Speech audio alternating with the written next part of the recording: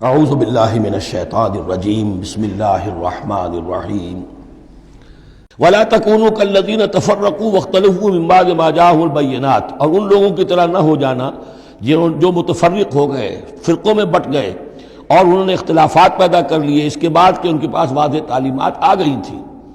اولئک لہم عذاب عظیم، ایسے لوگوں کے لیے تو بہت بڑا عذاب ہے۔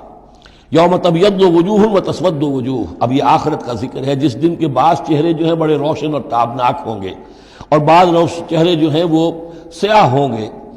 فاما الذین اسودت وجوہہم، تو جن لوگوں کے اس دن چہرے سیاہ ہوں گے، یہ وہ کون ہوں گے؟ اکفرتم بعد ایمانکم، یہ وہی لوگ ہوں گے جو ایمان کے بعد کفر میں لوٹ گئے، ہدایت کے آنے کے بعد تفرقے میں پڑ گئے، زدم زدہ میں پڑ گئے، انہوں نے اس عبد اللہ کو چھوڑ دیا۔ اکفرتم بعد ایمانکم فذوقوا العذاب بما کنتم تکفرون، تو اب ذرا مزہ چکھو اس عذاب کا، اس کفر کی باعث جو تم کرتے رہے تھے۔ واما الذین ابیضت وجوہہم، اور وہ لوگ جن کے چہرے سفید ہوں گے، روشن ہوں گے، تابناک ہوں گے، ففی رحمت اللہ ہم فیہا خالدون، وہ اللہ کی رحمت میں ہوں گے اور اس میں ہمیشہ ہمیشہ رہیں گے۔ تلک آیات اللہ نتلوہا علیک بالحق، یہ اللہ کی آیات ہیں جو ہم آپ کو پڑھ کر سنا رہے ہیں حق کے ساتھ۔ وما اللہ یرید ظلما للعالمین، اور اللہ تعالیٰ تو جہان والوں کے لیے ظلم کا ارادہ نہیں رکھتا۔ لوگ اپنے اوپر ظلم کرتے ہیں، خود غلط راستے پر پڑتے ہیں اور اس کی پھر ان کو سزا دنیا اور آخرت میں بھگتنی پڑتی ہے۔ وَلِلَّهِ مَا فِي السَّمَاوَاتِ وَمَا فِي الْأَرْضِ، جیسا کہ میں نے عرض کیا اکثر اہم بحثوں کے بعد پھر یہ آیت آتی ہے اس طرح کی کہ گویا کہ یہ ایک کنکلوڈنگ ریمارک، اللہ ہی کے لیے ہے جو کچھ آسمانوں اور زمین میں ہے، وَإِلَى اللَّهِ تُرْجَعُ الْأُمُورُ، اور بالآخر سارے معاملات اللہ ہی کی طرف لوٹا دیے جائیں گے۔ كُنْتُمْ خَيْرَ أُمَّةٍ أُخْرِجَتْ لِلنَّاسِ، تم وہ بہترین امت ہو جسے لوگوں کے لیے برپا کیا گیا ہے، یعنی یہ پوری امت مسلمہ اس لیے بنائی گئی تھی۔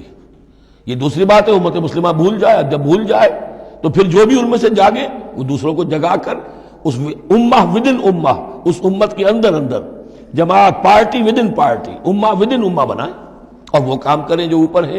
لیکن حقیقت میں تو اس امت مسلمہ کا ایز سچ مجموعی طور پر فرض منصبی یہی ہے۔ کنتم خیر امت، دیکھیے یہ اس آیت کو رکھیے اب سورہ بقرہ میں جو آیت تھی، وَكَذَلِكَ جَعَلْنَاكُمْ أُمَّةً وَسَطًا لِتَكُونُوا شُهَدَاءَ عَلَى النَّاسِ وَيَكُونَ الرَّسُولُ عَلَيْكُمْ شَهِيدًا، اسی کے ہم وطن یہ آیت ہے سورہ آل عمران کی، کنتم خیر امت اخرجت للناس، تم بہترین امت ہو جسے لوگوں کے لیے نکالا گیا ہے۔ دنیا کی اور قومیں اپنے لیے زندہ رہتی ہیں، اپنی ترقی، اپنی بہتری، اپنی بہبود، اپنی دنیا میں عزت، اپنے دائرے کو بڑھانا، لیکن مسلمان کو جینا ہے، ہم تو جیتے ہیں کہ دنیا میں تیرا نام رہے، کہیں ممکن ہے کہ ساقی نہ رہے، جام رہے، زیادہ سے زیادہ لوگوں کو ہدایت کی طرف بلانا، لوگوں کو جہنم کی آگ سے بچانے کی کوشش کرنا۔ تمہیں جینا ہے ان کے لیے، وہ جیتے ہیں اپنے لیے۔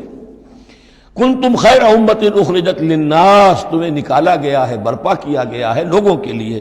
تامرون بالمعروف، تم حکم کرتے ہو نیکی کا، وتنہون عن المنکر، اور تم روکتے ہو بدی سے، وتؤمنون باللہ، اور تم ایمان رکھتے ہو اللہ پر۔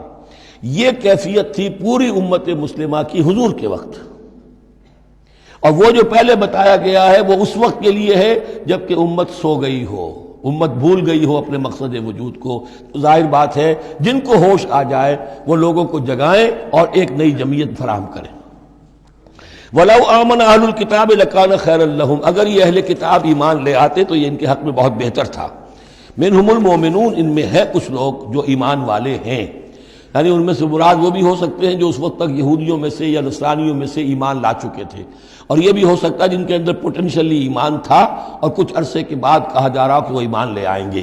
وَأَكْثَرُهُمُ الْفَاسِقُونَ، لیکن ان کی اکثریت جو ہے اب وہ فاسقوں اور نافرمانوں پر مشتمل ہے۔ وہی معاملہ جو امت مسلمہ کا آج ہو چکا ہے، اکثریت کا حال کیا ہے وہ دیکھ لیجیے آپ۔ صدق اللہ العظیم۔